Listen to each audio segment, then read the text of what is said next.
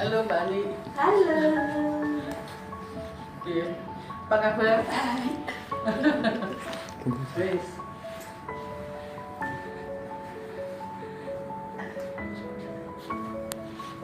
Halo rekan-rekan Astel 81 dan pemirsa dimanapun Anda berada. Kita ketemu di Apa Kabar Astel 81 yang merupakan media sosial untuk mengenal, mengetahui, dan mengabarkan keadaan teman-teman Astel 81 yang saat ini.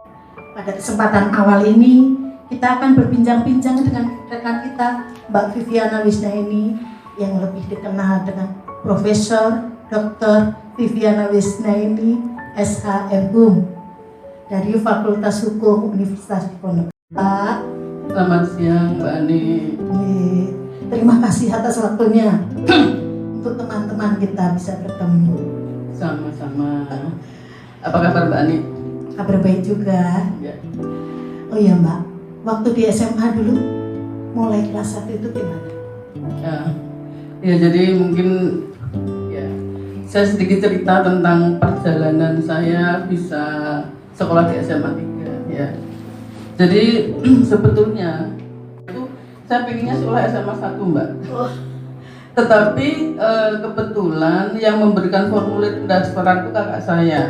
Nah, diberikan di SMA 3. Tapi alhamdulillah diterima dan memang ternyata saya tidak salah pilih ya, karena SMA 3 kita itu sampai dari dulu kita sekolah sampai sekarang kan luar biasa prestasinya, membanggakan kita semua. Jadi tidak ada penyesalan walaupun karena dulu janjian sama teman-teman ya. Tidak dengan yang diinginkan ya. ya. Karena dulu janjian sama sahabat-sahabat saya waktu SD, besok ketemu di SMA 1 kan gitu. Tapi ternyata ya itu memang itu kan sudah digariskan ya. Ternyata ketemunya sama Mbak Ani gitu kan di SMA 3. Nah, pada saat pertama saya memang ada di 15 ya.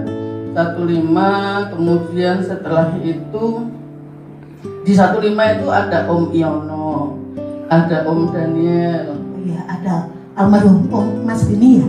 Mas Beni Okantio, almarhum Panggayu, kemudian waktu itu memang kami Om Yono dan sebagainya itu sering dolan bareng Mbak. Jadi Om Yono kan selalu mengatakan konco cilik karena dulu memang kami sering dolan bareng. Jadi malah sekarang yang saya susah gitu ya, susah diajak pergi karena kebetulan sampai saat ini masih punya kesibukan gitu ya, tidak bisa ditinggalkan gitu. Kemudian setelah 15 penjurusan masuknya IPS 3 pertama ada Mbak Titi Ismuri. Oh, Titi Ismuri Klaten ya. Iya. Dulu 15 saya sebangku sama Dr. Endang. Oh, Endang Agustiawati, ya, Dr. Endang Agustiawati. Satu bangku Dr. Endang sama. Jadi nggak sengaja loh, ternyata satu bangku ulang tahunnya sama. Ya. Jadi klop ya. Berarti sifatnya mirip-mirip. Nah, terus waktu naik kelas 2 itu saya masuk ke IPS 2 ya. IPS 2, jadi waktu itu kan kita ada perpanjangan ya. Itu IPS 2 dulu, kemudian terus sampai lulus. Nah, itu di situ ketemu Om Hantoro. Oh, pernah sekelas dengan Om ya, Rosa. Ya, terus kemudian Rini Titik Lastina, Mbak Rini, Mbak Titik Lastina, siapa lagi ya? Ya, itu adalah Mbak Pindu pernah juga sekelas. Suko. Tifal dan Tifal ya. Jadi itu adalah teman-teman sekelas ketika Om Prastowo juga ya. Dari kelas 2 sampai kelas 3. Ini ceritanya sampai mana? Sampai lulus. masa fakultas hukum. Iya, boleh lanjut, teruskan. Atau di SMA 3 dulu kenangan apa yang paling manis? Kenangannya banyak. Nah, Mas Hantoro itu termasuk. Jadi dulu walaupun dia punya pacar, tapi kami tetap Bukan sidik. punya pacar, tapi dia tetap bersahabat dengan saya. Kadang-kadang itu kalau sekolah itu dia mau naik motor besoknya itu dia sore-sore datang ke rumah. Aku besok naik motor tak jemput ya. Berangkatnya menjemput saya, pulangnya mengantar pacarnya. Oh, ternyata ada modusnya ya. Biar gak ketahuan awalnya dengan Kita buka. Jadi gitu. Tapi nggak apa-apa, untung pacarnya nggak cemburu kalau memang saya nggak ada apa-apa. Ya, jadi dengan Om Hantoro benar-benar bersahabat sampai sekarang gitu ya. Jadi dengan mantannya itu juga kemudian teman kuliah. Surat aku buka selanjutnya apa? buka KPW tak popo. Kantor dhewe ora apa-apa. Jadi apa namanya ya, SMA jelas menyenangkan ya Mas. Kita masa yang paling indah itu kan SMA. Yes, Ya pernah punya pacar juga. tapi tidak lulus dari SMA 3 karena kemudian pindah dan lain-lain. Oh, dulu teman SMA gitu. Iya. Siapakah itu? Enggak kan ada yang kenal karena dia 1 semester kemudian pindah Jakarta. Oh, belum sempat kenal ini berarti kita. Ya. Nah, setelah dari SMA kemudian lulus, saya memang tadinya pengennya kuliah di luar kota, tapi kan karena saya kan bungsu gitu nggak boleh sama bapak, udah di Semarang aja kan gitu. Nanti kalau sakit dan sebagainya, bungsu itu kan menunggu ya. Bapaknya Disayang pasti di mana-mana. Bapaknya mesti mikir-mikir nanti kalau sakit, siapa yang rawat dan sebagainya. Nah, daftar di Undip memang pilihan pertama saya fakultas hukum. Kemudian kedua ekonomi dan yang diterima di fakultas hukum. Ya selama kuliah sih menurut saya sih biasa-biasa saja. Kemudian lulus, pas ada pendaftaran dosen saya mencoba daftar dan alhamdulillah diterima. Ya. Kemudian karena jadi dosen itu kan tidak cukup hanya S1 ya Mbak, jadi lebih ke kewajiban sebenarnya waktu itu sekolah S2, kemudian di Itu lanjut ya, dari S1 langsung S2 ada kerja dulu. Saya sempat kerja S2 itu dulu. baru, saya diterima 87 ya, baru S2 itu kalau tidak salah tahun 97. Jadi punya anak dulu, saya punya anak juga lama ya, jadi punya anak dulu, kemudian sekolah S2, sudah lulus, oyak sama pimpinan, ayo S3 gitu ya sudah, akhirnya S3. S3-nya di sini juga? Di Undip juga, cinta Undip saya, S1, S2, S3 Undip, suami Undip, anak Undip ya. Keluarga besar Undip ya. Besar Undip. Setelah itu S3 ya sudah selesai. Kemudian tadi masih dioyak-oyak lagi. Ayo Mbak ngajukan guru besar karena kan itu kan untuk kepentingan institusi ya. Jadi mantap lah pokoknya ya. Ya, alhamdulillah sih ya. Jadi karena kan untuk jadi guru besar itu kan perjuangan luar biasa Mbak Ani ya. Jadi kalau sekolah S3 itu juga luar biasa sama saja. Mungkin sekolah dari S1, S2, S3 memang paling susah kan S3. Kemudian setelah itu tadi tahun 2013 saya lulus S4 karena ya tadi saya ini S2 cukup, tapi ditanya pimpinan fakultas ayo sekolah kan gitu. Karena nyambi juga segalanya ya. Karena itu memang untuk kebutuhan institusi. Iya. Kemudian setelah itu tadi guru besar juga sama, ayo cepet guru besar terus akhirnya ya pokoknya intinya saya itu menjalani mengalir saja. Saya terus terang saya tidak yang ngoyo sekali. Karena saya kalau memang itu rezeki, insya Allah pasti akan dapat gitu kan gitu. Jadi ya saya menjalani dengan baik. Maksudnya dengan tadi tidak berusaha tidak kemerungsung. Karena kan takut ya kalau kemerungsung banyak yang kemudian stres. Kemudian saya juga mungkin salah satu yang membuat jalan saya lancar itu doa dari banyak mahasiswa. Saya memang berusaha untuk tidak mempersulit ya, karena bagaimanapun juga saya mikir anak-anak itu kan punya orang tua gitu ya. Yes. Jadi kalau anak-anaknya dipersulit dosennya orang tuanya pasti susah gitu. Saya menepakkan Ikut yang mikir pasti ya. Nah anakku di ngono kan yo sedih gitu ya. Nah itu kan ternyata dengan tadi berbuat baik, tidak memberikan sesuatu yang sulit untuk mahasiswa, berusaha membantu mereka, itu selalu mengalir doa. Jadi kan mesti anak-anak pasti semoga ibu sukses, semoga ibu sehat, semoga ibu keluarganya bahagia, itu selalu seperti itu. Dan itu ternyata mungkin juga merupakan apa ya, doa-doa yang banyak itu mungkin yang mengantarkan saya bisa tentu saja keluarga, ya, keluarga, orang tua, suami dan anak terutama ya itu sangat mendukung, Support keluarga Ya. pokoknya itu yang utama.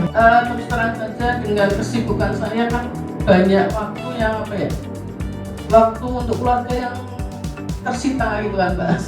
Tapi alhamdulillah semuanya mendukung sehingga akhirnya saya bisa mencapai gelar ini. Jadi ini memang anugerah luar biasa menurut saya. Dari saya sendiri tidak pernah dari dulu ketika jadi dosen tidak pernah punya gambaran bahwa nanti saya bisa lulus S3 apalagi guru besar. Itu sesuatu yang dulu nggak pernah terbayang gitu. Jadi ya ini sesuatu yang benar-benar saya syukuri ya. Jadi yang karena yang luar biasa buat saya. Saya jadi ingat juga teman saya ada yang di Telkomsel dulu, dia kuliah di S2 sini juga, muridnya mungkin, dan ngomong, wah Bu Neni enak diajar Bu Neni, pokoknya api wongnya. Ya itu Mbak Andi, saya berusaha untuk tidak mempersulitkan. Katanya kalau kita tidak mempersulit orang, maka kita juga tidak akan dipersulit. Ketika mempermudah orang lain, urusan kita juga akan dipermudah. Ya. Mantap sekali, benar-benar dukungan dari semua pihak ya. Filosofi apa yang ini menjalani karir dan hidup ini? Ya, jadi filosofi saya sih pokoknya jalani hidup apa adanya.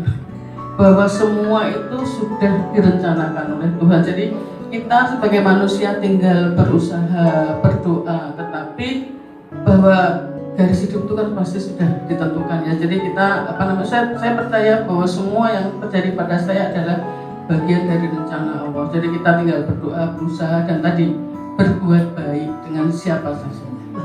Setuju sekali. Semoga bisa menginspirasi bagi semuanya ya. Pokoknya semua berbuat baik pasti. Siapa menanam akan menuai pasti hasilnya yang terbaik. Oke. Kayaknya sudah waktunya ini ya. Sudah waktunya menyita waktu.